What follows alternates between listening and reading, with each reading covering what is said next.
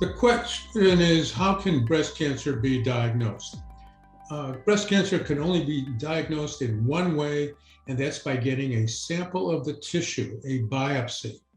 And that biopsy is then given to the pathologist, who looks at it after staining it under a microscope and determines whether it has the characteristics of cancer cells. That is only the way that breast cancer can be diagnosed.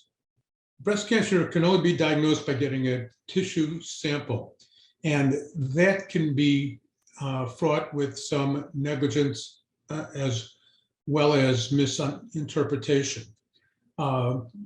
Most common way of diagnosing a breast cancer is putting a needle into the mass that's suspected to be cancerous and then removing a segment of that tissue and giving it to the pathologist. Well, when inserting the needle into the mass, they can miss the mass. That can misdiagnose and give to a false diagnosis of not cancer when it is actually present. The other possibility is on an open biopsy, you can biopsy the area of abnormality and not get the cancer. This can sometimes happen when you're looking to do a biopsy when there are abnormal calcifications. So those are among the ways that breast cancer can be missed.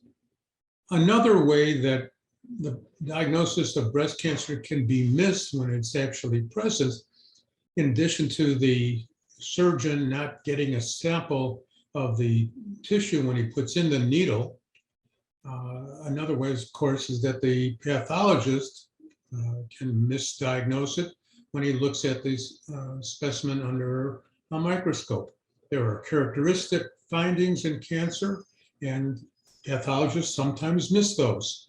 And they do that, that can be negligent, and of course that can be a catastrophic problem because it results in a delay in diagnosis and perhaps, God forbid, a lost opportunity to cure that patient.